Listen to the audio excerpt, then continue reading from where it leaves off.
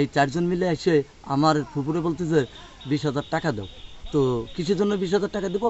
এই নিউজটা যাতে না ছড়ায়। তারপরে আমরা ওই জিনিসটা লজ্জার কারণে আমরা বলছি ঠিক আছে 20,000 টাকা দিতে পারবো না, 5,000 টাকা নিয়ে যান, 15,000 টাকা আপনারা এটা ঢেকে ফেলান, আমরা দিব।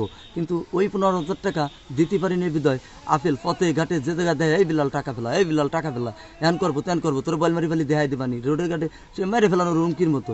এখন তারপরে আমি কি করবো? অত্যাচার সহ্য না করতে পারি, আমি থানায় যাই মামলা করছি ওর নামে। রুমান বাবা রওশন মোল্লা, শ্রীরামপুর গ্রাম, আলফাডাঙ্গা, ফরিদপুর।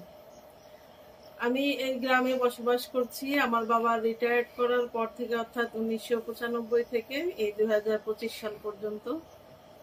তো আমি স্কুল এবং বাড়ির যাতায়াতেই সীমাবদ্ধ বিধায় তন্ময় যদিও আমার পাশের গ্রাম এলাকার ছেলে, আমি তার সম্পর্কে কিছু জানতাম না।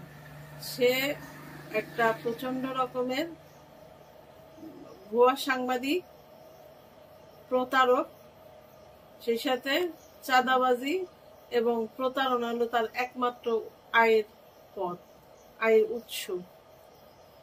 সে আমাকে ইমোশনাল ব্ল্যাকমেইলিং করে, যেহেতু আমি স্কুল শিক্ষিকা, সে আমার স্টুডেন্ট পরিচয় আমাকে ইমোশনাল ব্ল্যাকমেইলিং করে আমার বাসায় এসে আমার কাছে ব্যবসার কথা বলে 6 লক্ষ টাকা নেয়।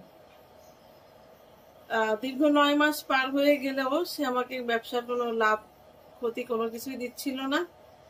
আমাকে শুধু টাকা দিবে দিবে করে ঘোরাচ্ছিল। একটা পর্যায়ে আমি তার বাসায় গেলে সে এই টাকার বিষয়টা সম্পূর্ণ অস্বীকার করে। পরবর্তী পর্যায়ে আমি ফরিদপুর পুলিশ সুপারের কার্যালয়ে আবেদন করি। আবেদন করলে পুলিশ সুপারের কার্যালয় থেকে আলফাডাঙ্গা থানায় হ্যান্ড ওভার করা হয় আমার অভিযোগপত্রটা। পরে সেখানে থেকে আমাকে 1 লক্ষ টাকা আমি পাই। পাওয়ার পরে এখানে আরেকটা কথা বলে রাখা প্রয়োজন, সেটা হলো যে সে তখন ছাত্রলীগের সহসভাপতি ছিল জেলা ফরিদপুরে। তো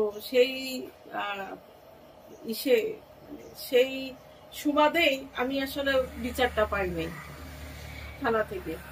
তো থানা থেকে আমাকে পরে যখন 1 লাখ টাকা দিয়ে ঘুরাচ্ছিল, পরবর্তীতে আমি বাধ্য হয়ে আবার কোর্টে মামলা করি।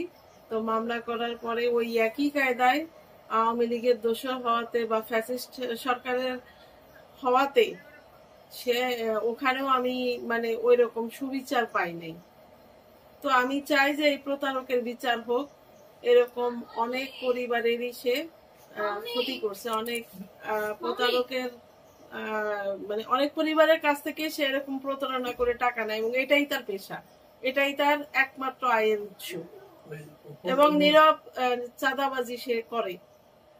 তো আমি চাই যে মানে আলফাডাঙ্গাবাসীর পক্ষ থেকে আমি বলতে চাই যে তার একটা সমুচিত বিচার হোক এবং মানুষেরও এই প্রতারণার শিকার না হয় এবং এরকম একটা প্রতারকের খপ্পর থেকে মানুষ বাঁচতে পারে।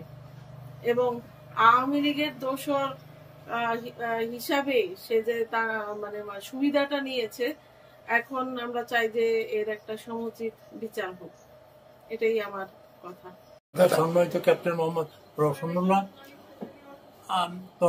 তন্ময় একটা ধোঁকাবাজ আর এবং সে প্রতারক। সে আমার মেয়ের কাছ থেকে ধোঁকা দিয়ে 6 লক্ষ টাকা নিচ্ছে, তার 1 লাখ টাকা দেওয়ার পর আর বাকি টাকা দেয় নাই। আমি চাই সম্পূর্ণ টাকা তার কাছে উদ্ধার করা হোক। ঠিক আছে।